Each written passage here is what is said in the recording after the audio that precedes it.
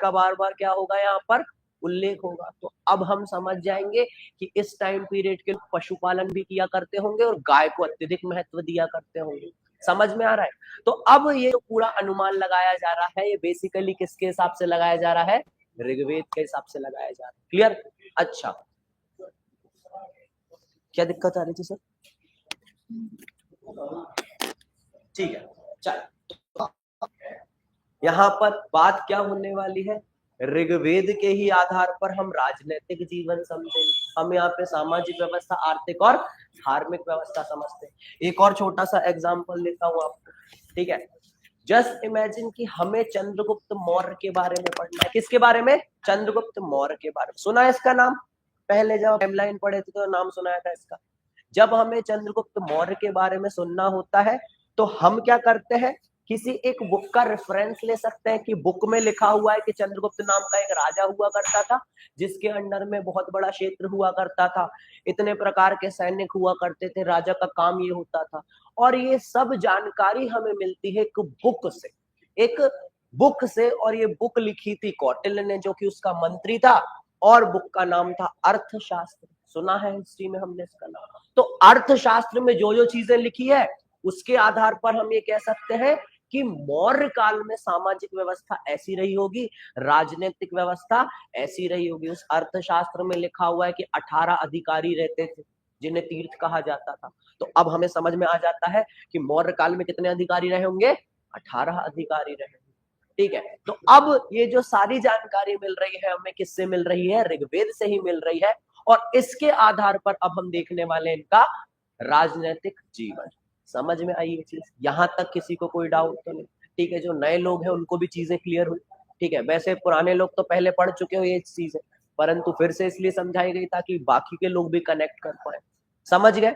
चलो, तो अब सबसे पहले छोटी सी हम हेडिंग डालेंगे राजनीतिक जीवन। अब सवाल ये उठता है कि जब भी हमें किसी समय का पॉलिटिकल एडमिनिस्ट्रेशन सिस्टम समझना होता है, जब हमें किसी टाइम पीरियड का राजनीतिक प्रशासनिक जीवन समझना होता है, तो इस राजनीतिक प्रशासनिक जीवन में कौन कौन से पॉइंट्स हमें सुनना होता है?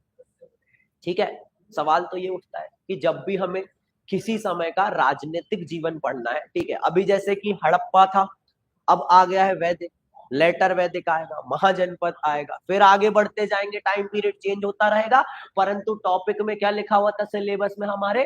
Political, social, economical, cultural change, यही लिखा हुआ था ना।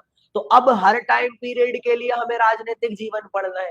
तो राजनीतिक जीवन जब भी पूछा जाएगा, पॉलिटिकल एडमिनिस्ट्रेशन सिस्टम जब पूछा जाएगा, राजनीतिक प्रशासनिक जीवन जब सुना जाएगा, बोला जाएगा, तो इसमें पॉइंट्स कौन कौन से आने वाले हैं? तो ध्यान से सुनो। जब भी हमसे पूछा जाएगा किसी भी टाइम पीरियड का प्रशासन, तो प्रशासन में कुछ बेसिक से पॉइंट हमारे क्या होने वाले हैं? ऐड होने वाले हैं। ध्यान से सुनना, ठीक है? कौन कौन से पॉइंट्स आते हैं? तो जब भी हमें राजनीतिक व्यवस्था पढ़नी रहेगी किसी टाइम पीरियड की, तो हम देखेंगे कि उस समय पर ये हुआ करता है कि नहीं। कौन? किंग, राजा होता है कि? अगर राजा होता है तो इसके पास पावर्स कैसी है? ठीक है, क्या ये एक ऑटोक्रेटिक रूलर है, या फिर इसके ऊपर भी नैतिक दबाव देखने को मिल रहा है? ऑटोक्रेटिक का मतलब है कि खुद की मोनोपोली चला रहा है, अपने हिसाब से चल रहा है। अगर ये राजा है तो ये राजा बन कैसे रहा है? क्या उत्तराधिकार का नियम है कि राजा का बेटा राजा हो जाएगा? यही चीज अपन किसमें सुनते हैं? इस राजनीतिक व्यवस्था में। इसके पास पावर्स कौन कौन सी होने वाली है? क्या ये जुडिशरी का हेड होगा, मतलब न्याय व्यवस्था का भी ये हेड होगा कि नहीं? अगर सैन्य व्यवस्था भी चल रही है, सेना भी है, तो सेना का हेड होगा कि नहीं? और इसके पास पावर्स कितनी होने वाली? समझ गए? जैसे आज के समय में जब हम राज्य व्यवस्था पढ़ते हैं, पॉलिटी पढ़ते हैं, तो हम यही सुनते हैं कि प्राइम मिनिस्टर। सुनते हो प्राइम मिनिस्टर का नाम? जब भी आज के समय में हम सुनते हैं कि पावर्स किसके पास में, प्रशासन कौन चला रहा है, तो प्रशासन चलाने के लिए उत्तरदायी कौन कौन होते हैं भाई? प्रधानमंत्री जी पूरा प्रशासन को संभालते हैं, ठीक है ना। फिर इनके अंडर में कई सारे मिनिस्टर्स होते हैं। कौन होते हैं? मिनिस्टर। जैसे एक गृह मंत्री बन जाता है, गृह मंत्री का काम क्या होता है? पूरी इंटरनल सिक्योरिटी। होम मिनिस्ट्री का काम यही होता है ना। तो अब इस टाइम पीरियड पर मिनिस्टर थे कि नहीं, ये भी एक सवाल उठता है। तो राजनीतिक प्रशासनिक व्यवस्था में दूसरा पॉइंट क्या सुनोगे, अधिकारी रहेंगे कि नहीं, क्या रहेंगे, अधिकारी, मिनिस्टर्स की बात करेंगे अब, दूसरा पॉइंट। ठीक है, अब जब भी हमें राजनीतिक व्यवस्था पढ़नी है तो हमें एक चीज और समझना पड़ेगा कि पूरा जो राष्ट्र है, पूरा जो एरिया है, उसे कितनी इकाइयों में तोड़ा गया है। अब इकाइयों का, यूनिट्स का मतलब क्या होता है, तो आज के समय में आप देखोगे सबसे ऊपर भारत देश होता है। भारत देश कई सारे स्टेट्स में बटा हुआ है। कितने स्टेट्स में बटा हुआ है, कितने राज्य भारत में, 28 राज्य। फिर हर राज्य कुछ संभागों में बटा हुआ है, डिविजन्स में बटा हुआ है। कितने डिवीजन है मध्य प्रदेश में, 10 डिवीजन है, बहुत बढ़िया। ठीक है, कितने डिवीजन है मध्य प्रदेश में, 10 संभाग है। हर संभाग कुछ जिलों में बटा हुआ है। किस में बटा हुआ है, जिलों में, डिस्ट्रिक्ट में बटा हुआ है। कितने डिस्ट्रिक्ट है मध्य प्रदेश में, 55 डिस्ट्रिक्ट है प्रेजेंट कंडीशन। ठीक है, तो अब यहाँ पे हम देख रहे हैं सबसे पहले बड़ी इकाई कौन सी हो जाएगी, इंडिया हो जाएगी। और इन सब का हेड एक पर्सन होगा जिसे अपन प्रधानमंत्री जी बोल देंगे। इसके बाद आएगा राज्य, राज्य का हेड कौन को बोला जाता है, सारा एडमिनिस्ट्रेशन कौन संभालता है इसका, सीएम संभालता है, मुख्यमंत्री। ऐसे ही फिर आएगा जिला, जिले का हेड कौन हो जाने वाला है, तो कलेक्टर हो जाने वाला है, सारी चीज वो रेगुलेट करता है। तो इस प्रकार से पूरे हमारे जो राष्ट्र होता है इसे कई सारे पार्ट में डिवाइड कर रखा है। अब क्या इन कालों में भी ऐसी व्यवस्था रही होगी, संभव है, होता ही होगा। एक राजा जो रहेगा, अब राजा गांव में तो जाके देखेगा नहीं कर वसूल कर रहे हो कि नहीं, उसके लिए तो वो लोकल लेवल पर मिनिस्टर्स रखेगा ही रखेगा, छोटे छोटे अधिकारी रहेंगे गांव में। तो अब हमें थर्ड पॉइंट ये पढ़ना है कि ये जो प्रशासन रहता है ये कितने पार्ट में हमारा डिवाइड रहने वाला है। ठीक है, तो अब थर्ड पॉइंट हम क्या पढ़ते हैं, प्रशासनिक व्यवस्था पढ़ते हैं, प्रशासनिक इकाइयां पढ़ने वाले हैं। ठीक है, थर्ड पॉइंट क्या सुनोगे, प्रशासनिक इकाइयां सुनने वाली। यहां तक कोई डाउट? अच्छा, सबसे छोटी इकाई क्या होती होगी इसकी, बताओ। सबसे छोटी इकाई गांव होती होगी, है ना, ग्राम। सबसे छोटी इकाई क्या होती होगी, ग्राम होती होगी। ग्राम में कई सारे परिवार होते थे, है ना, तो सबसे छोटी इकाई ग्राम हुआ करती होगी। ठीक है, चल फिर जब हम इस पूरे प्रशासनिक राजनीतिक व्यवस्था के बारे में बात करेंगे तो प्रशासन में हम एक और चीज देखने वाले हैं। किस चीज के बारे में बात करेंगे, आर्मी सिस्टम कैसा हुआ करता था, सैन्य व्यवस्था कैसी हुआ करती थी। ठीक है, ये भी किस में पढ़ने वाले अपन, प्रशासन में ही पढ़ने वाले। क्या पढ़ोगे, सैन्य व्यवस्था कैसी थी, कि इस टाइम पीरियड पर बड़ी सेना हुआ करती थी, सेना के भी कई सारे पार्ट हुआ करते थे क्या, ये भी पूछा जाएगा। आगे चलकर जब अपन ये सैन्य व्यवस्था पढ़ेंगे तो आपको पता चलेगा कि अलग अलग सेनाएं बनाई गई है, हर का हेड अलग होने वाला है। एक हस्ती सेना संभाले, हस्ती सेना का मतलब हाथियों की जो सेना होती थी, एक उसको संभालने वाला रहेगा। एक का काम रहेगा जो पैदल सेना है इसको संभालना। एक ऐसा समिति रहेगी, एक ऐसी समिति रहेगी जिसका काम क्या होने वाला है, जो घुड़सवार सेना है इसके बारे में पूरी देख रेख करना। तो अब सेना भी अलग अलग प्रकार से डिवाइड होने वाली। अब इस टाइम पीरियड पर सेना कैसी थी, सवाल ये उठेगा। ठीक है ना, सैन्य वाला पॉइंट हर टाइम पीरियड पर पढ़ना पड़ेगा, परंतु इसके अंदर का जो कंटेंट रहेगा वो चेंज हो जाएगा। सब टॉपिक्स यहाँ पर सिमिलर ही रहने वाले। समझ में आया? इसके अलावा अगला पॉइंट क्या पढ़ेंगे, तो इस समय पर न्याय व्यवस्था कैसी हुआ करती थी। प्रशासन में एक और चीज जुड़ती है, क्या जुड़ता है, न्याय व्यवस्था, जुडिशरी सिस्टम कैसा हुआ करता था। ठीक है, ये सारे की सारी चीजें हमारे प्रशासन का भाग है। आज के समय में भी देखो, न्याय व्यवस्था, सेना, पुलिस विभाग, गुप्तचर विभाग, ये सब प्रशासन के अंदर ही आता है ना। बोलो, ये सब प्रशासनिक चीजें होती है, प्रशासनिक काम होते हैं ये सारे। कौन कौन से, जुडिशरी भी काम होता है, और कौन कौन सा काम, सेना की व्यवस्था, पुलिस व्यवस्था, गुप्तचर, स्पाई सिस्टम जो होता है ये भी कौन देखता है भाई, प्रशासन ही संभालता, सरकार ही संभालती है कि नहीं? तो इन टाइम पीरियड पर ये व्यवस्थाएं कैसी होती है अपन को यही डिस्कस करना। समझ में आया? राजनीतिक व्यवस्था में क्या क्या पॉइंट सुनोगे? चलो तो एक बार क्विकली मुझे बता तो दो, जब भी राजनीतिक प्रशासनिक व्यवस्था सुनोगे तो कौन कौन से पॉइंट डिस्कस करोगे? सबसे पहले किसके बारे में डिस्कस करेंगे अपन? राजा के बारे में डिस्कस करेंगे कि राजा के पास पावर्स क्या क्या होने वाली है, ठीक है? वो यहाँ पर कैसे राजा बनने वाला है, अगर राजा बन चुका है तो पावर कैसी है और इस पावर का उपयोग कैसा करने वाला है, उसके पास यहाँ पर कौन कौन सी शक्तियां हैं, जुडिशरी की शक्ति है कि नहीं, ठीक है? यहाँ पर उसके पास आर्मी का वो हेड है कि नहीं, ये वाली शक्ति है कि नहीं उसके पास? तो राजा से रिलेटेड सारे पॉइंट डिस्कस करेंगे। दूसरी चीज क्या डिस्कस करोगे प्रशासनिक व्यवस्था में? क्या? अधिकारी, मिनिस्टर्स थे कि नहीं इसके पास? अब देखो मुझे ये बताओ, अगर किसी समय पर मिनिस्टर्स की संख्या ज्यादा है, ध्यान से सुनना, एक छोटा सा क्वेश्चन, अगर किसी टाइम पीरियड पर मिनिस्टर्स की संख्या ज्यादा है तो अब हमारा राजा ज्यादा पावरफुल रहेगा कि कम पावरफुल रहेगा? कम पावरफुल रहेगा। कैसे? अच्छा, मिनिस्टर्स रहेंगे तो इसकी पावर कम हो जाएगी, क्या लगता है? पावर ज्यादा हो जाएगी, क्योंकि अब राजा मिनिस्टर्स की हेल्प तक हर जगह तक कंट्रोल पहुंचा सकता है, इसलिए उसकी पावर बढ़ जाएगी। राजा की पावर तब कम होगी जब राजा के इक्वली कुछ हमें ऐसी संस्थाएं मिल जाएं जो राजा की पावर को कम करती है। अभी ऋग्वेद में अपन ऐसी ही कुछ संस्थाओं के, इंस्टीट्यूशन के नाम सुनने वाले हैं। समझ में आया? ये क्वेश्चन क्यों पूछा मैंने आपसे?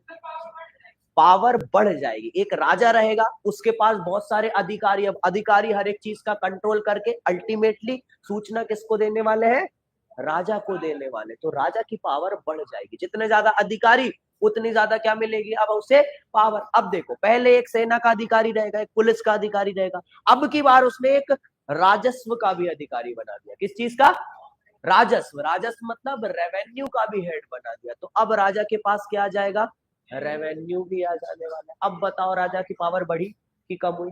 बढ़ी ना, ठीक है? तो रेवेन्यू सिस्टम भी अगर आ गया है तो फिर किसकी पावर बढ़ जाएगी? राजा की पावर भी बढ़ जाएगी। तो ये रेवेन्यू सिस्टम भी हमें इस राजनीतिक प्रशासनिक जीवन में सुनना पड़ेगा, समझे? तो एक और पॉइंट इसमें आएगा, कौन सा? रेवेन्यू सिस्टम, राजस्व व्यवस्था भी इस राजनीतिक प्रशासनिक जीवन का पार्ट होने वाला है। क्लियर हो गई यहाँ तक की चीज? अभी एक एक करके पढ़ेंगे तो और अच्छे से समझ में आएगा। बाकी पॉइंट सारे समझ में आए। जब भी प्रशासनिक चीजें पढ़ते हैं, एडमिनिस्ट्रेशन, तो एडमिनिस्ट्रेशन में यही काम होते हैं। अगर आप अच्छे से पढ़ाई करोगे, मन लगा के एमपीपीएससी की, ठीक है, ध्यान से सुनना, सेलेक्ट हो जाओगे। एमपीपीएससी सेलेक्ट होने के लिए बैठे हो ना तुम, ऐसा तो नहीं कोई टाइम पास करना, सेलेक्ट ही होना है। सेलेक्ट हो गए, फिर आप प्रशासन में जाओगे। प्रशासन में काम क्या क्या आएगा तुम्हारे पास? यही काम आते हैं भाई आपके पास। या तो राजस्व व्यवस्था में जाओगे, ठीक है ना, या फिर कहां पर चले जाओगे? ठीक है, इस प्रशासन से ही अलग हट के भाग पुलिस विभाग में चले जाओगे। डीएसपी क्या होता है? पुलिस विभाग हो जाता है, ठीक है ना। राजस्व विभाग की भी इसके अंदर होती है, ठीक है। एक जो शिक्षा विभाग होता है वो भी इसी से रिलेटेड हो जाता है। सारी चीजें प्रशासन का ही क्या होती है? ये भाग होने वाली। समझ में आया? तो प्रशासन में अपन को इतने पॉइंट डिस्कस करने हैं। और सबसे पहले अब अपन बात करने वाले हैं इसके राजनीतिक व्यवस्था में किंग के बारे में, राजा के बारे में। तो पहला टॉपिक डालो, राजा। चलो,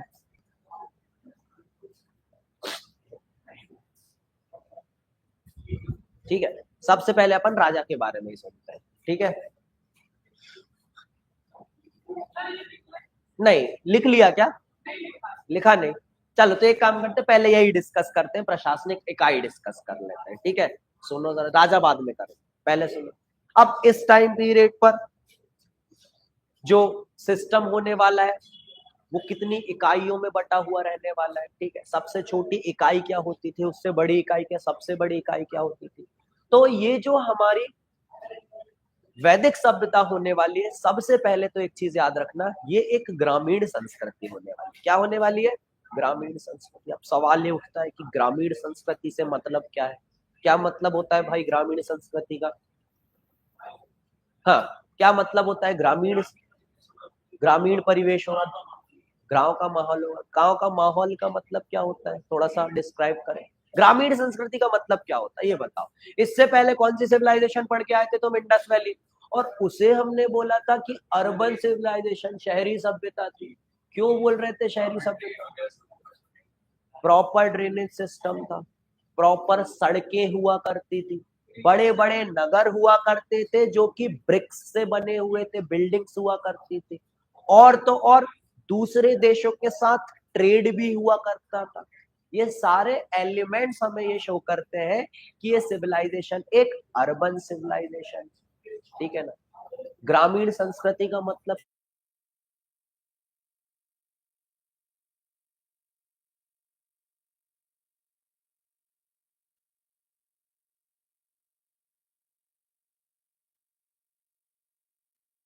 एविडेंस दे रही कि ग्रामीण संस्कृति है। समझ में आई ये चीज? तो अब जब इस टाइम पीरियड की बात की जाती है तो ये जो पूरा हमारा समाज होने वाला है, ये कुछ पार्ट में क्या होने वाला है, यहाँ पर डिवाइड होने वाला है। पार्ट्स का मतलब कुछ इकाइयों में डिवाइड होने वाला है। और कितनी इकाई में डिवाइड होने वाला है? तो सबसे पहले देखो, सबसे छोटी इकाई होती थी परिवार, ठीक है। और इस परिवार के हेड को कुलप कहा जाता था या गृहपति कहा जाता था। फिर इसके ऊपर जब बहुत सारे परिवार मिलते थे तो क्या बनता था? एक ग्राम बनता था। क्या बनता था? ग्राम बनता था। जब बहुत सारे ग्राम, अच्छा ग्राम का हेड कौन होता था? ग्रामीणी होता था। जब बहुत सारे गांव इकट्ठे होते थे तो उससे बड़ी जो इकाई होती थी इसे कहते थे विश्व। कई सारे गांव मिलाकर क्या बनती थी अगली इकाई हमारी? विश्व बनती थी। और विश्व के हेड को क्या कहते थे? विश्वपति कहते थे। और जब बहुत सारे विश्व मिल जाते थे तो इससे बड़ी इकाई को कहा जाता था जन। और जन का हेड हुआ करता था गोप, या फिर इसे ही कहा जाता था राजा। समझ में आया? क्लियर है चीजें? जैसे आज के समय में भी हम बोलते हैं ना, पहले गांव होते हैं, फिर जब गांव से बड़ी इकाई अगली क्या हो जाती है हमारी? हाँ, क्या होती है विवेक जी? गांव से बड़ी इकाई क्या होने वाली है? गांव से बड़ी इकाई, गांव गांव से बड़ी इकाई सबसे पहले ग्राम होते हैं। आज के समय में ग्राम से बड़ी तहसील होती है। क्या होती है? तहसील। एक जिले में कई सारी तहसीलें भी आती है। तहसील से ऊपर क्या होता है? अनु अनुभाग होता है, ठीक है। फिर अनुभाग से ऊपर जिला होता है, ठीक है। विकास खंड किस स्तर पर होता है? जो अनुभाग होता है इसे ही विकास खंड कहा जाता है। सुने हैं ये सब वर्ड तुमने? ठीक है। सबसे पहले होती है क्या? गांव, गांव से ऊपर तहसील, तहसील से ऊपर विकास खंड, विकास खंड के ऊपर जिला, जिले के ऊपर संभाग, संभाग के ऊपर राज्य, राज्य के ऊपर, राज्य के ऊपर देश, ठीक है। ये वर्तमान में इकाई थी। परंतु इस टाइम पीरियड पर इतना बड़ा देश तो था नहीं, इतनी बड़ी पॉपुलेशन तो थी नहीं। तो सबसे छोटी इकाई तो ग्राम रहेगी, ग्राम से ऊपर विश्व, विश्व से ऊपर राजा रहेगा, और सबसे बड़ी इकाई रहेगी अभी हमारी जन। समझ में आ गया? तो जल्दी से सबसे पहले तो इन इकाइयों को लिखो, ठीक है। प्रशासनिक इकाई, और इस तरीके से हम फ्लो चार्ट बनाने वाले हैं नोट्स में। क्लियर है? पहली चीज है, देखो अपन स्लोली चीजें समझ रहे हैं अभी, परंतु इतना स्लो अपन समझ ही इसलिए रहे ताकि चीजें सबसे पहले कनेक्ट हो पाए। अभी जल्दी जल्दी भागेंगे तो चीजें समझ में नहीं आएगी, ठीक है। चलो तो लिखो जल्दी से, प्रशासनिक इकाइयों में इकाई लिखो और इनका प्रमुखतम लिखो।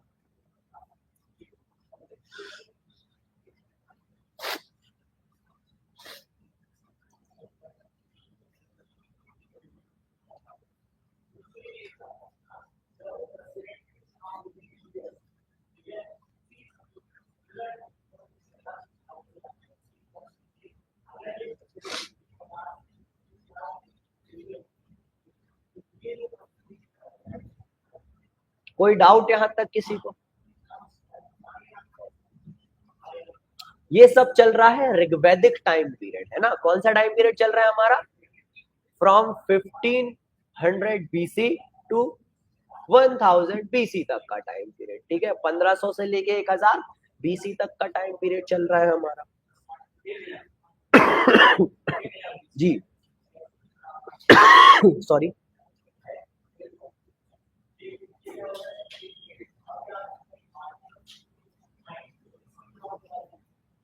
यहां तक कोई इश्यू किसी को? चलो तो अभी अभी हमने देखा, डन, लिख लिया, बन गया है फ्लो चार्ट, समझ में आ रहा है फ्लो चार्ट से ही, ठीक है, फ्लो चार्ट से समझ में आ जाएगा।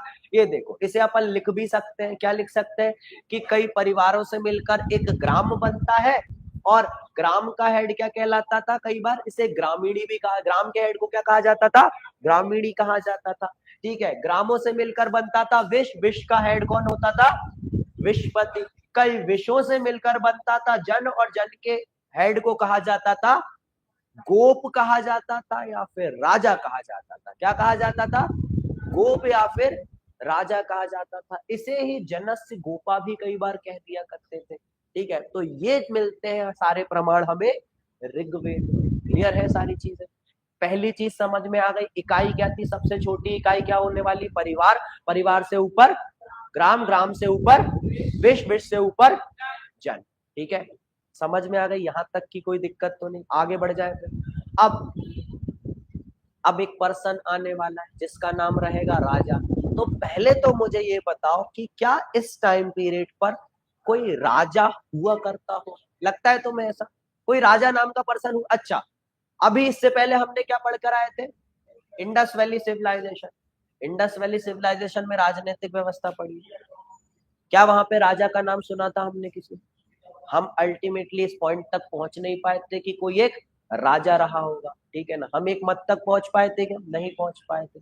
अब जब बात करते हैं ऋग्वेद के बारे में, तो फिर सवाल ये उठता है कि इस टाइम पीरियड पर कोई राजा रहा करता होगा कि नहीं।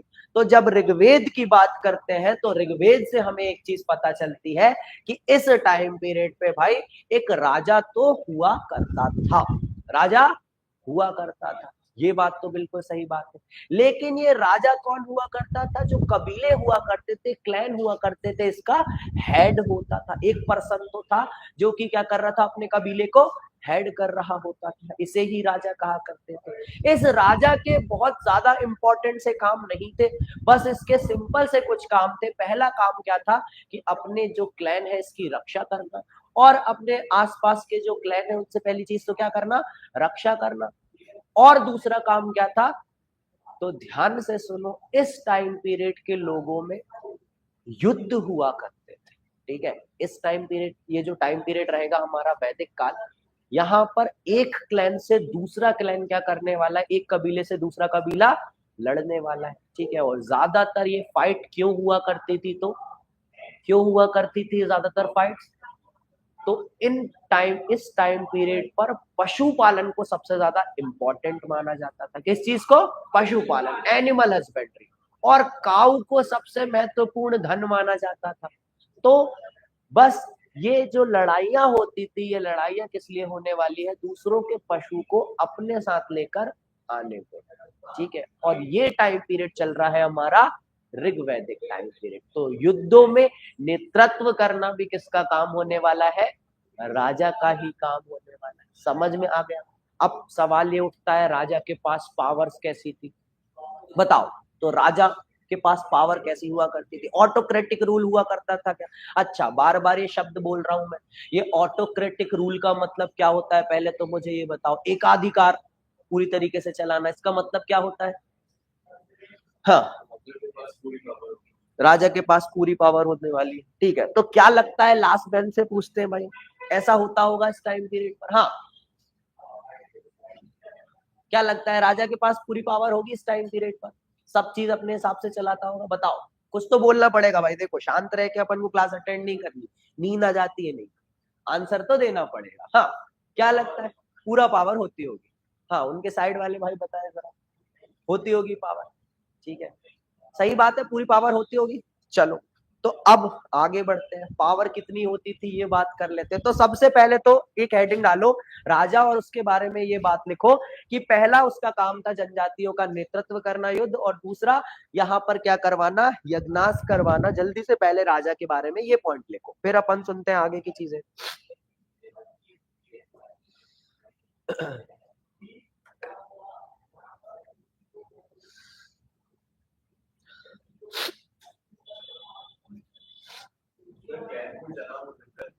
क्या?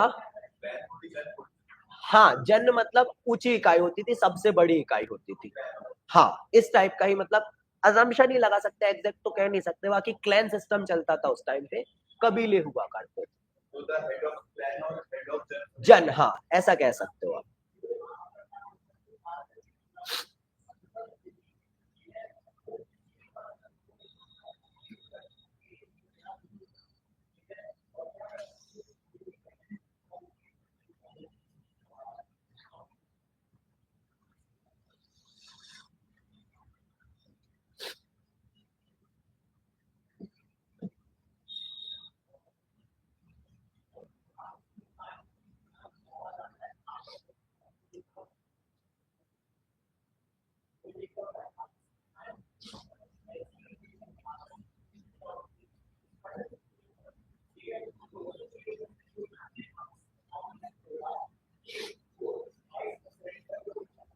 यहां तक किसी को कोई डाउट अभी तक? चल तो आगे बढ़ेंगे फिर इसके बाद। अब राजा तो आने वाला है, कोई एक हेड तो होगा ही इनका भाई, ठीक है।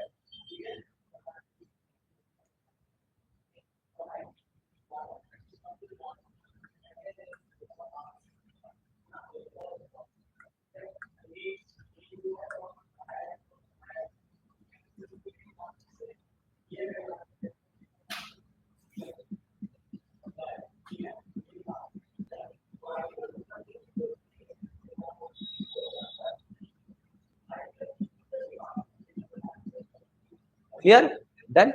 चल तो सुनो जरा जल्दी से। हम अब जब बात कर रहे हैं अपन राजा के बारे में, तो राजा के बारे में हम ये देख रहे हैं कि मुख्य अधिकारी होने वाला है भाई। ये क्या करने वाला है? तो युद्ध में जनजातियों का नेतृत्व करेगा। याद करो हमने एक दशराग युद्ध सुना था। कौन सा युद्ध सुना था?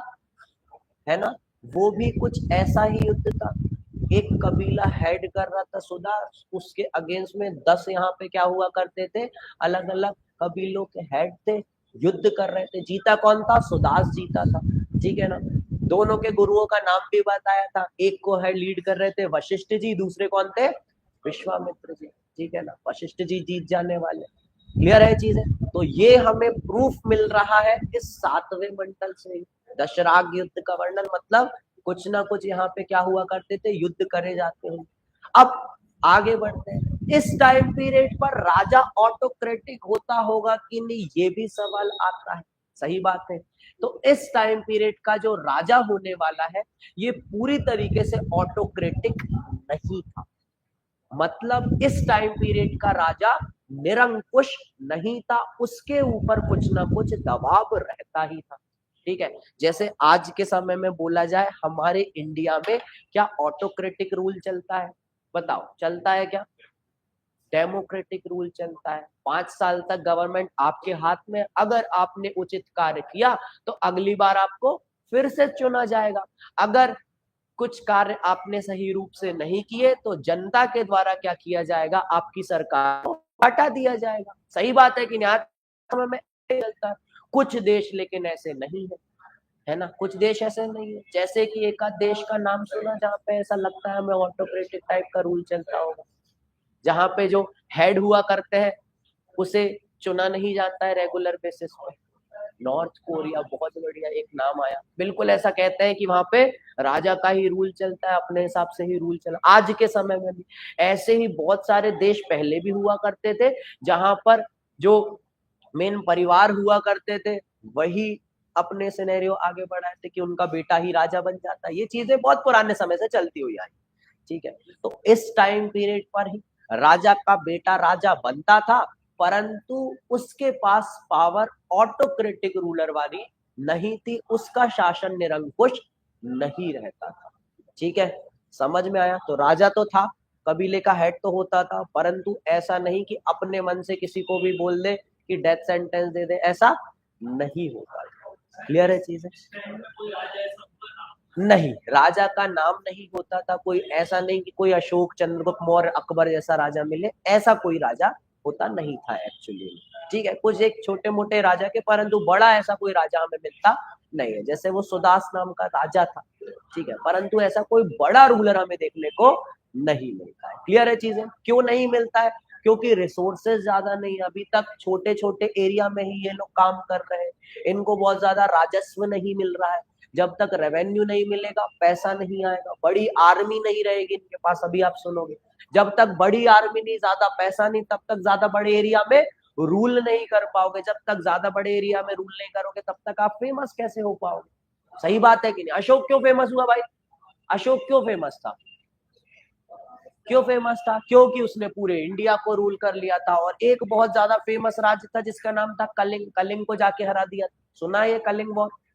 तो अशोक फेमस इसलिए हुआ कि पूरे इंडिया पे रूल कर रहा था। जो एक्स्ट्रा में पैसा आया था, पैसे का यूज करके हर जगह उसने क्या लगा दिया? अपने इंस्क्रिप्शन लगा दी। इसलिए तो फेमस रहा अशोक हमारा। इस टाइम पीरियड पर ना ज्यादा पैसा है, ना ज्यादा उस टाइम पे पॉपुलेशन, ग्रामीण संस्कृति जी रहे, नगर है ही नहीं, ट्रेड ज्यादा बहुत ज्यादा इंटरनेशनल लेवल पे हो ही नहीं रहा है, तो इसलिए ज्यादा राजा यहाँ के फेमस होने वाले नहीं है। परंतु इस टाइम पीरियड पर हमें कुछ अधिकारियों के क्या मिलने वाले हैं? नाम मिलने वाले। तो अब देखते हैं अधिकारी कौन कौन से रहने वाले। ठीक है, तो पहले तो ये नाम, ये वाली पंक्ति लिख लो कि राजा का पद वंशानुगत होता था परंतु राजा निरंकुश नहीं था। समझ में आ गया?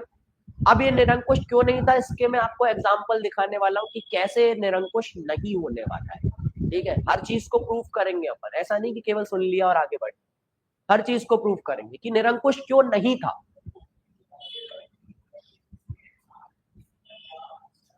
ठीक है, तो पहला पॉइंट हमने सुना प्रशासनिक इकाइयां, दूसरा पॉइंट हमने सुना हमारा राजा, और थर्ड पॉइंट इसके बाद डालो अधिकारियों का। ठीक है, थर्ड पॉइंट क्या आएगा? हमारे अधिकारी आएंगे।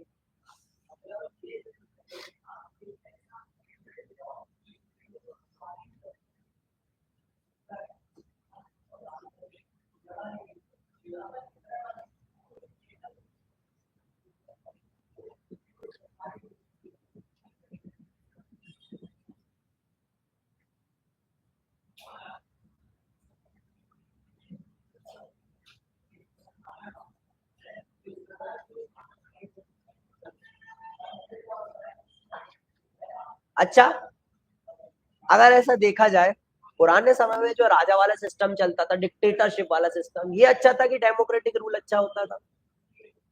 क्या लगता है तुम्हें? ये जो राजा वाला सिस्टम होता था कि एक कोई हेड है, वो अपने हिसाब से सारे डिसीजन ले रहा है, जिसको मन कर रहा है उसको कह दिया कि जेल दे दी देखो, ये वाला रूल अच्छा होता था कि आज के समय का डेमोक्रेटिक रूल अच्छा होता है? आज के समय का डेमोक्रेटिक रूल। सही बात है, पक्का? किस किस को लगता है कि डेमोक्रेटिक रूल होना चाहिए था? सब बोलते हो हाँ।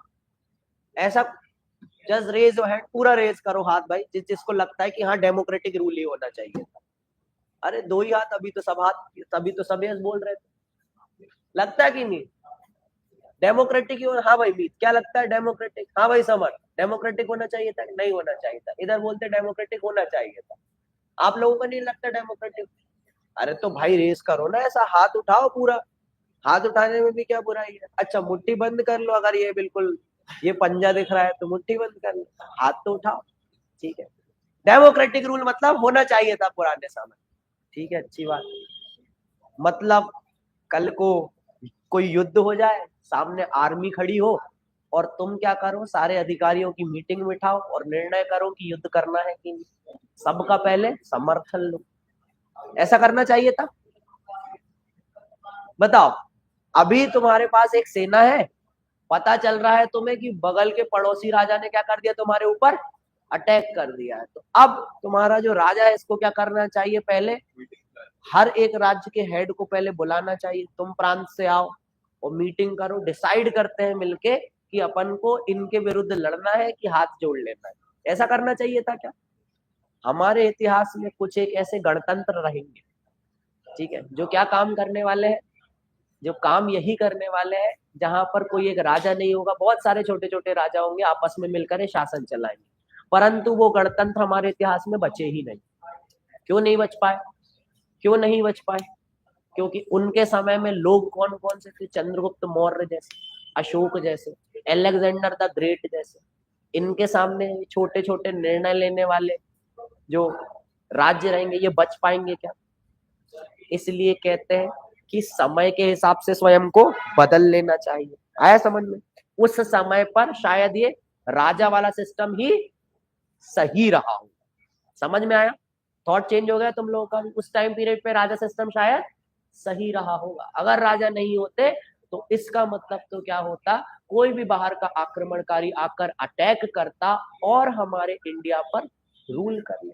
समझ में आया? क्लियर है चीजें?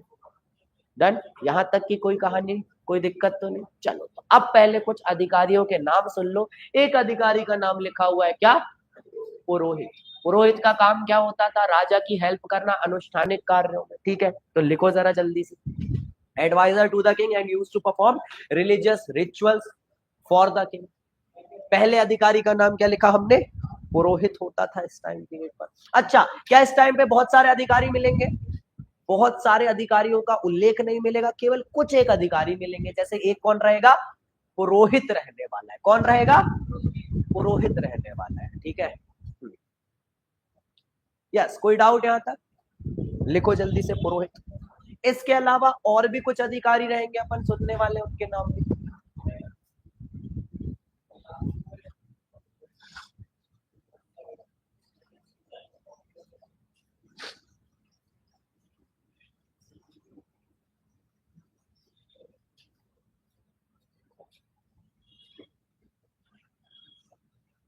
डन? दूसरे अधिकारी का नाम लिखो सेनानी। दूसरा कौन होने वाला है? सेनानी नाम का अधिकारी होता है। और ये सेनानी क्या काम करने वाला है? तो ये सेनानी सेना का प्रमुख होने वाला है, सैन्य संगठन को संभालेगा राजा के साथ मिलकर। ठीक है, या फिर राजा की अनुपस्थिति में। ऐसा ही एक हेड हुआ करता था ग्रामीणी नाम का, जो गांव का क्या होता था? मुखिया होता था। एक हेड हुआ करता था वज्रपति, जो कि क्या होता था? चारागाह का हेड होता था। जो पैस्चर लैंड होता था ना, जहाँ पे पशुओं को चराने के लिए लेके जाते हैं, तो इस पैस्चर का क्या होता था? पैस्चर लैंड का वो हेड हुआ करता था। और ऐसा ही एक हुआ करता था ऑफिसर, जिसे कहते थे अपन पुरा, जो कि कुछ छोटे मोटे जो किले हुआ करते थे, गढ़ जैसे सिस्टम बनाते थे, उनका हेड हुआ करता था।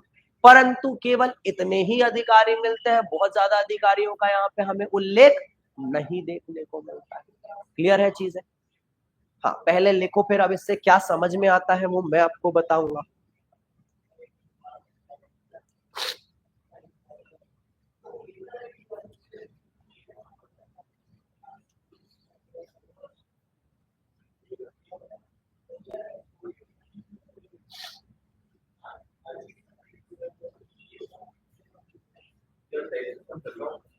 टैक्स सिस्टम, यहां पर एक ऐसे ही कर का नाम आता है, परंतु वो जरूरी रूप से नहीं लिया जाता। ठीक है ना? ये लोग जो होते थे उनके ऊपर ही डिपेंड करता है कि कर देना है कि नहीं। एक प्रॉपर अभी तक लेकिन टैक्स सिस्टम यहाँ पर नहीं मिलने वाला। इसके बाद का जो लेटर वैदिक आएगा, वहां पर फिर एक जो कर है उपज वाला, वो मिलना अनिवार्य हो जाएगा, बलिना। अभी तक लेकिन यहाँ पर कर पूर्ण रूप से लागू नहीं किया गया है। और अगर कर सिस्टम प्रॉपर नहीं है तो इसके बाद पैसा किसके, इसका मतलब है पैसा किसके पास नहीं आ रहा? राजा के पास नहीं आ रहा। और इसका मतलब राजा इतना ज्यादा पावरफुल हो नहीं सकता। क्लियर है चीजें? डन है चीजें? समझ में आ गई?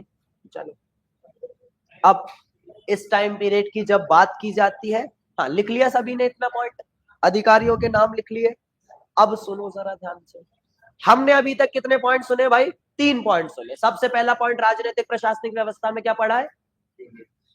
सबसे पहले क्या पढ़ा है? एडमिनिस्ट्रेशन यूनिट्स पढ़ी हम। दूसरा पॉइंट हमने सुना किंग। किंग के बारे में हमने सुन लिया कि किंग पावरफुल तो रहेगा, सबसे बड़ा हेड होने वाला है, परंतु ऑटोक्रेटिक रूल नहीं रहेगा। ऑटोक्रेटिक को हिंदी में क्या बोला हमने? क्या बोला ऑटोक्रेटिक को हमने?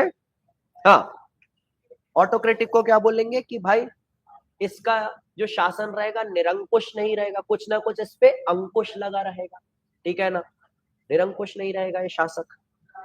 और इसके बाद हमने सुना कुछ अधिकारियों के नाम। अब सवाल ये उठता है कि ये राजा निरंकुश कैसे नहीं था, इसे प्रूफ करना है आप। ठीक है, तो अब जल्दी से देखते हैं अगले पॉइंट की तरफ। ठीक है, कि ये कैसे यहां पर निरंकुश रहेगा। तो एक बार क्विकली सिलेबस की तरफ देखो। ये सिलेबस दिख रहा है तुमको? ये प्री का सिलेबस लिखा हुआ है। यहाँ पर कुछ पॉइंट आपको मैं शो करवाने वाला हूं और देखो जरा वो पॉइंट कौन कौन से यहाँ पर लिखे हुए हैं। तो यहाँ पर आपको दो वर्ड दिख रहे हैं, ये क्या लिखा हुआ है भाई, क्या लिखा हुआ है, ये सभा लिखा हुआ है। इसी के साइड में क्या लिखा हुआ है, समिति। हाँ, हिंदी में भी इंग्लिश में भी देखो क्या लिखा हुआ है, सभा और समिति लिखा हुआ है। दिख गए दोनों, सिलेबस में है ये दोनों पॉइंट। ये दोनों क्या होने वाले हैं, कुछ इंस्टीट्यूशन होने वाले हैं। क्या होने वाली, कुछ संस्थाएं होने वाली। ठीक है, किस प्रकार की संस्थाएं होंगी तो अब देखते हैं। तो अगली हेडिंग डालो हमारी सभा। अगली हेडिंग क्या डालोगे, सभा डालने वाले। ठीक है, चलो सभा के बारे में सुनते हैं, सभा क्या होने वाली है।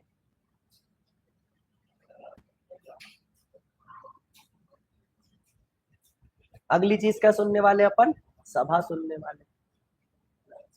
चलो तो अब सभा के बारे में सुनते हैं। इस टाइम पीरियड पर ऋग्वैदिक काल में 3 संस्थाएं हुआ करती थी। जैसे कि आज के टाइम पे आप सुनोगे गांव स्तर पर ग्राम सभाएं हुआ करती है। ठीक है ना, ग्राम सभा का नाम सुना है, पॉलिटी में सुनोगे सब चीजें सारी। ठीक है, ऐसे ही आप सुनते हो कि जो हमारे सीएम साहब होते हैं, ये किस चीज के हेड होते हैं, विधानसभा के हेड होते हैं। विधानसभा में जो मेजोरिटी मिलती है ना, विधानसभा में जो मेजोरिटी मिलती है वो सीएम बन जाता है। ठीक है, तो ऐसे ही लेजिस्लेटिव असेंबलीज हुआ करती है। अगर बात करते हैं प्रधानमंत्री जी के बारे में, तो प्रधानमंत्री जी बहुमत किस कहां पर रहता है, संसद में इनके पास, लोकसभा में इनके पास बहुमत रहता है, उनका ही कौन बन जाएगा, प्रधानमंत्री बन जाएगा। तो ये सब संस्थाएं आज के समय में मौजूद है। कुछ इस प्रकार की संस्थाएं पुराने समय में भी, इस ऋग्वैदिक काल में भी उपस्थित थी। और ऐसी एक संस्था का नाम था सभा। इस सभा में उस टाइम पीरियड के सारे अमीर जो लोग हुआ करते थे, प्रमुख और वृद्ध जन जो हुआ करते थे, वो सम्मिलित होते थे। और इनका काम क्या था, तो इसका काम हुआ करता था, यहाँ पर इसका काम था क्या, तो न्याय से संबंधित कुछ यहाँ पर सजेशन देना, कुछ सजेशन देना राजा को सलाहकार के रूप में। और अगर राजा ने कुछ अनुचित कृत्य करे तो इस सभा के पास इतनी पावर थी कि ये राजा को क्या कर सकते थे, हटा सकते थे। इतनी पावर हुआ करती थी सभा के पास। समझ में आया, मतलब आज के समय की अगर हम राज्यसभा देखें, कौन सी सभा, राज्यसभा। राज्यसभा समझते हो, अच्छा जब अपन संसद की बात करते हैं तो 3 चीजें होती है संसद में, एक तो होती है राज्यसभा, दूसरी होती है लोकसभा और तीसरा होता है राष्ट्रपति। ठीक है, तो अब अगर हम बात करते हैं इस सभा के बारे में, तो ये सभा बिल्कुल ऐसी नहीं लगती जैसे आज के समय की राज्यसभा हो।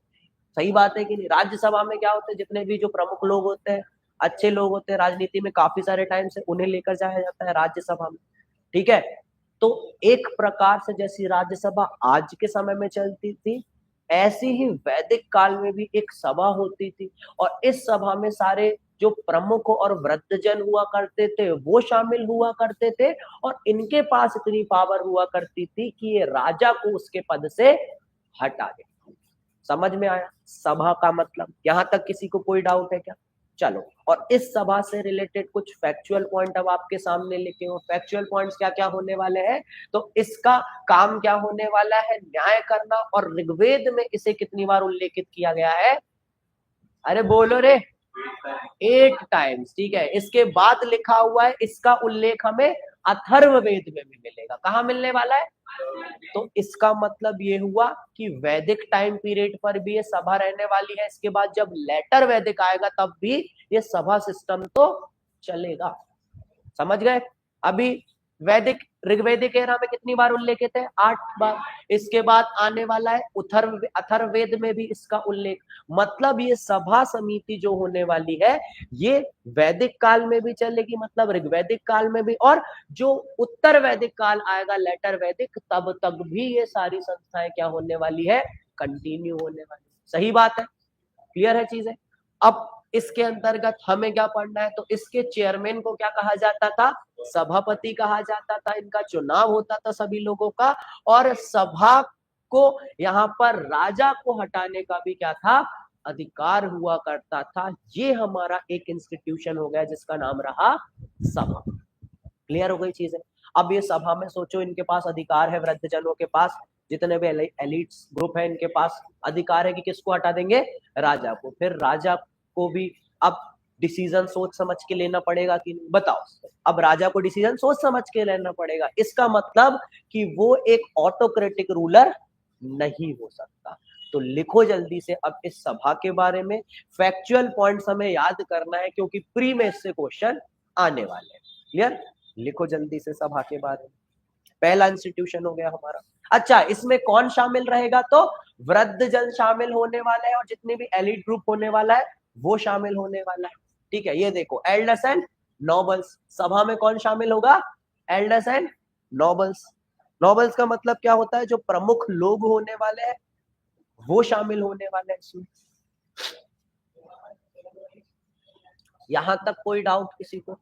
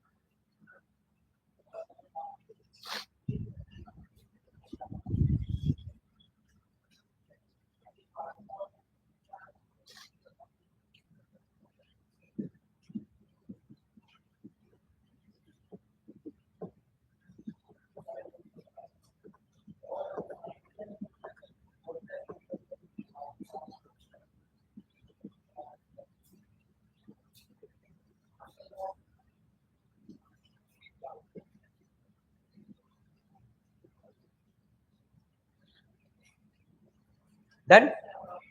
सभा के बारे में सुनो। अब दूसरा पॉइंट क्या सुनोगे, इसके बाद दूसरा इंस्टीट्यूशन क्या होने वाला है? अच्छा, लिख लो पहले, फिर बताते हैं।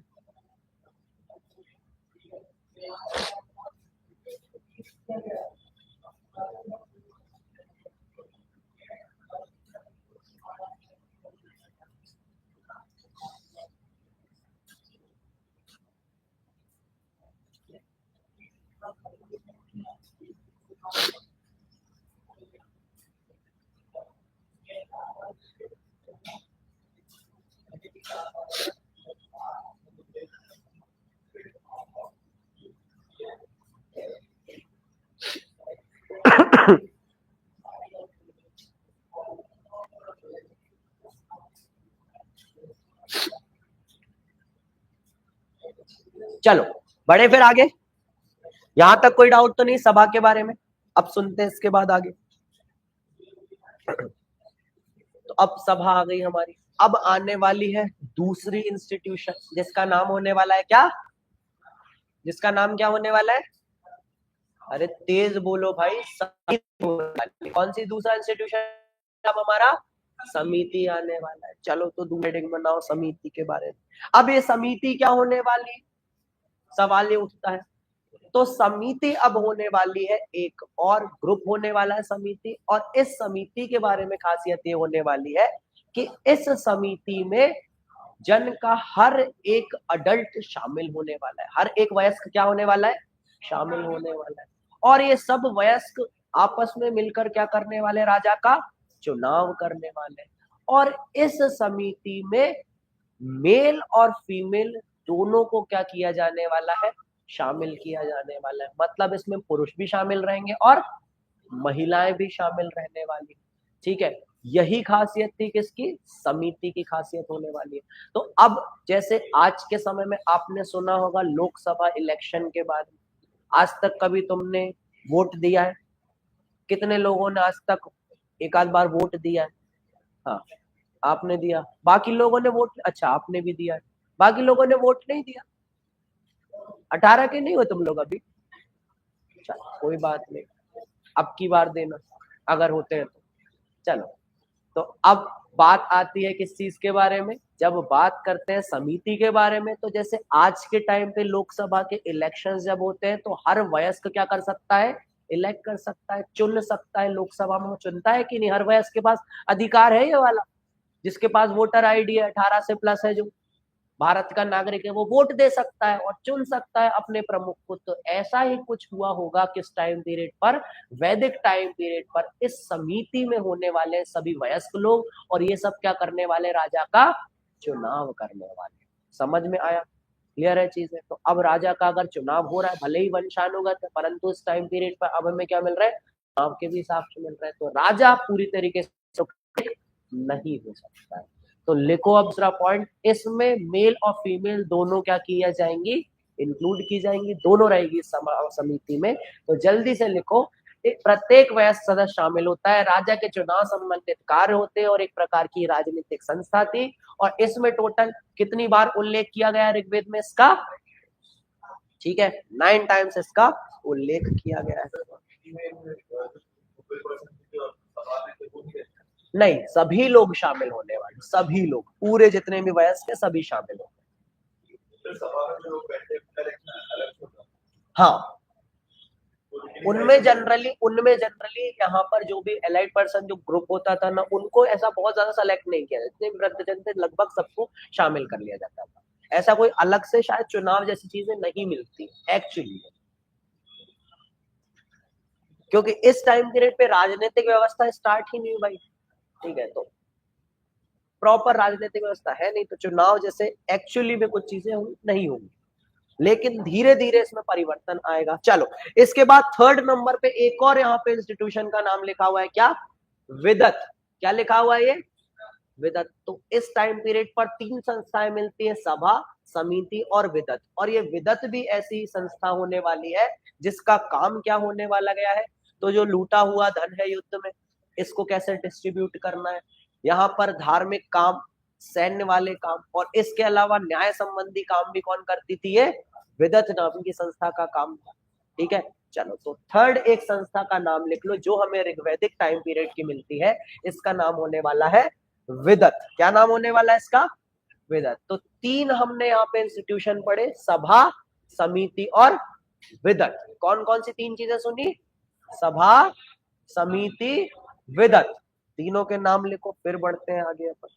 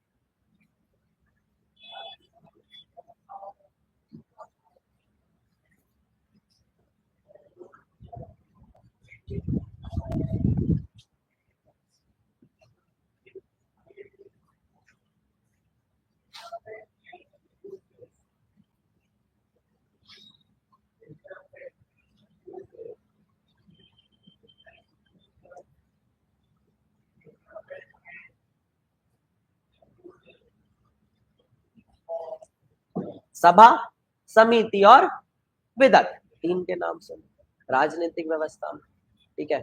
मतलब जो राजा है उसके ऊपर अंकुश लगा हुआ है ना, सही बात है। ऐसा नहीं बोल सकता कि मेरा वचन ही है शासन, ऐसा बोल सकता है क्या इस टाइम का राजा, नहीं, उसके वचन के अनुसार शासन नहीं चलेगा। क्लियर है चीजें। चलो, तो अब आती है बात प्रशासन की। तो प्रशासन में कुछ एक चीजें और इंक्लूड होती है, तो अगला पॉइंट लिखो सैन्य प्रशासन। क्या लिखने वाले हो अगला पॉइंट आप, सैन्य प्रशासन लिखने वाले हो। अगला पॉइंट क्या आने वाला है हमारा, सैन्य प्रशासन। होती होगी सेना, सेना होती होगी, पक्का, पक्की बात है, सेना तो होती होगी, युद्ध करना होता होगा बगल के कबीलों से, है ना। और क्या करना रहता था, पशुओं को चुरा के, कैटल्स को क्या करना है, चुराना, यही काम होता था इनका। गाय से मतलब गाय को चुराना, गाय को लेके अपने क्लैन में शामिल करना, यही काम हुआ करता था इस टाइम पीरियड के लोगों का, ठीक है। अब सवाल ये उठता है कि सेना होती होगी कि, लगता है तुमको सेना, अच्छा कितनी प्रकार की सेना होती होगी, हाथी की सेना होती थी कि नहीं, लगता है होती होगी, होती होगी हाथियों की सेना, ठीक है। रथ सेना होती होगी कि नहीं, चैरियट, रथ सेना होती होगी नहीं, हाँ या ना, कुछ तो बोलना पड़ेगा, लगता है इधर से होती होगी, होती होगी, ठीक है। रथ सेना भी होती, पैदल सेना होती होगी, ठीक है। चलो तो अब जल्दी से सैन्य प्रशासन लिखो और उसमें पहला पॉइंट लिखो कि इस टाइम पीरियड पर राजा के पास कोई भी स्थानीय सेना नहीं हुआ करती थी, स्थायी रूप से कोई भी सेना नहीं हुआ करती थी। जब युद्ध करने जाना होता था तो गांव के ही लोगों को यहाँ पर ट्रेन किया जाता था, शामिल किया जाता था सेना में, और सब जाके क्या करते थे, युद्ध करते थे। अलग से कोई आर्मी हुआ करती ही नहीं थी। समझ में आया? अलग से अगर आर्मी होती तो राजा पावरफुल नहीं हो जाता क्या? ना तो उसको टैक्स मिल रहा है, ना वो किसी प्रकार का कर ले रहा है, तो सेना बनाने के लिए तो पैसे चाहिए ना। जो भी आर्मी में लोग रहेंगे उनको पैसा देना पड़ेगा, सही बात है कि नहीं? अब पैसा तो है ही नहीं राजा के पास, तो फिर आर्मी कहाँ से आ पाई? क्लियर हो गई चीज? अब कनेक्ट हो पाई? कर नहीं मिल रहा है, अधिकारी नहीं है, तो फिर सेना कहाँ से आएगी? आपस में ही जो लोग रहेंगे, युद्ध के समय उन्हें इकट्ठा किया जाएगा और युद्ध किया जाएगा, ठीक है। तो पूरे के पूरे कबीले लड़ने जाते थे। डन? समझ गए आप? ये पॉइंट सैन्य प्रशासन नहीं रहेगा। लिखो जल्दी से, ठीक है। युद्ध के समय जनजाति के युवाओं की भर्ती की जाती थी और आर्यों की सेना को क्या कहा जाता था? मिलिशिया कहा जाता था, ठीक है। क्या कहा जाता था? मिलिशिया कहा जाता था, ठीक है। ऐसे कुछ वर्ड्स कई बार पूछ लिए जाते हैं प्री में, ठीक है, इसलिए हमें ऐसे वर्ड्स याद रख रहे हैं। क्या कहा जाता था? मिलिशिया कहा जाता था।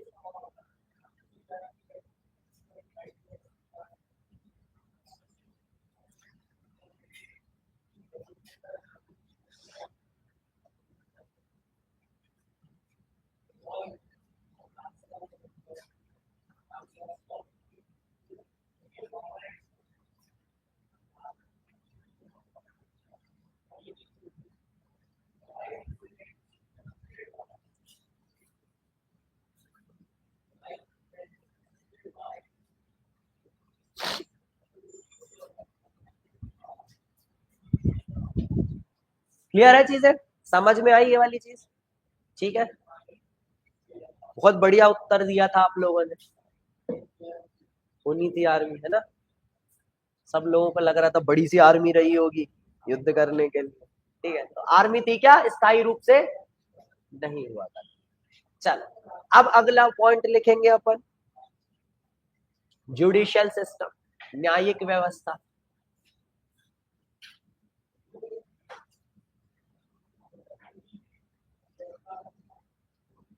ठीक है, क्या लिखोगे? न्यायिक व्यवस्था। तो बताओ क्या उस टाइम पीरियड पे किसी प्रकार का कोई सुप्रीम कोर्ट रहा होगा? कोई कोर्ट जैसी, कोई न्यायालय कोई जैसी कोई चीज रही होगी क्या? न्यायालय जैसी कोई चीज नहीं रही। जो प्रमुख रहा होगा वो कौन रहा होगा? राजा। और इस राजा की हेल्प के लिए एक संस्था होती थी जिसका नाम था सभा। सभा किसकी हेल्प करेगी? राजा की हेल्प करेगी न्याय के लिए, ठीक है। इस टाइम पीरियड पर चोरी वगैरह के लिए क्या करते होंगे? मृत्युदंड दे देते होंगे, क्या लगता है तुम्हें? तो इस टाइम पीरियड पर जब कोई अपराध करता था तो उसे दंडित तो किया जाता था, कठोर दंड दिए जाते थे, परंतु दंड में पता है क्या करते थे? 100 गाय दे दो, यही दंड होता था। क्या करते थे? गाय ले लिया करते थे, ठीक है। बहुत ज्यादा कठोर दंड नहीं देते थे, ठीक है। कठोर में भी मृत्यु दंड दिया नहीं जाता था। मृत्यु दंड का मतलब फांसी नहीं दी जाती, ठीक है ना। गाय ले लिया करते थे या फिर कुछ और दंड देते थे, ठीक है। परंतु जो पूरी पावर थी, न्याय सिस्टम कौन चलाता था? राजा हेड होता था। उसकी सहायता के लिए सभा हुआ करती थी। कुछ जो अपराध होते थे उनके लिए, अपराधों को दंड देने के लिए गाय एवज में ले ली जाती थी। इस प्रकार के काम होते थे हमारे इस वैदिक टाइम पे, ठीक है। चलो तो लिखते हैं जरा जल्दी से इसे भी। सैन्य प्रशासन के बाद अगली चीज क्या लिखी हमने? न्याय व्यवस्था। चलो तो नोट करो जरा जल्दी से। अच्छा, इस टाइम पीरियड पर जो प्रमुख हुआ करते थे जो सेना के, उसे उग्र कहा जाता था। क्या कहा जाता था? उग्र। और इस टाइम पीरियड पे गायों को जुर्माने के रूप में दिया जाता था। और अब देखो यहाँ पे न्याय प्रशासन का हेड कौन रहने वाला है? यहाँ पर न्याय प्रशासन का हेड होने वाला है हमारा राजा स्वयं। और इस टाइम पीरियड पे मृत्युदंड का प्रचलन नहीं रहेगा। जल्दी से पॉइंट नोट करो। इसी के साथ हमारा राजनीतिक प्रशासनिक सिस्टम पूरी तरीके से खत्म होता है। करो नोट जल्दी से इसे। यहां तक कोई डाउट किसी को?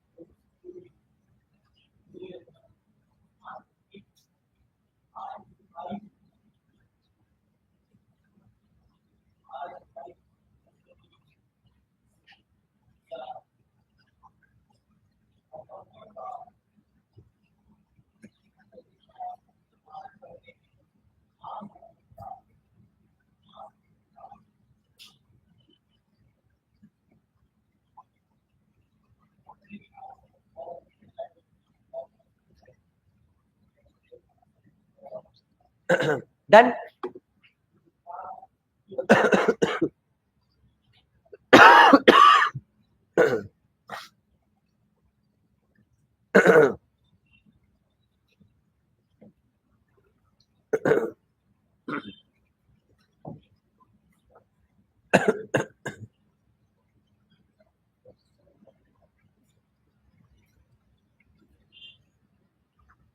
डन। बढ़े आगे। क्लियर।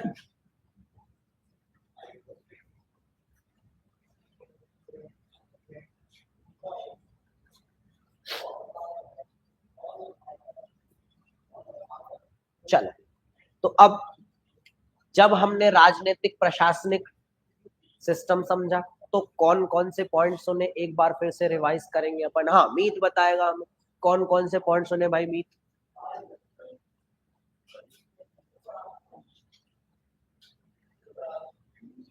प्रशासनिक इकाइयां सुनी, कौन कौन सी इकाइयां सुनी थी? सबसे ऊपर होता है जन, जन के नीचे, हाँ ठीक है, नीचे से स्टार्ट करते हैं। ठीक है, कुल था,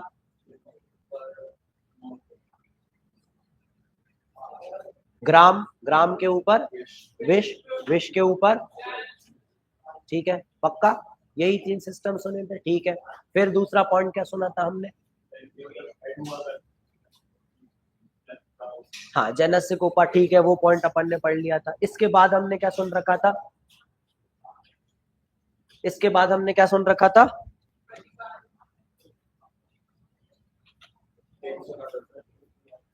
हाँ, क्या सुना था हमने इसके बाद? नेक्स्ट पॉइंट, किंग के बारे में सुन रखा था।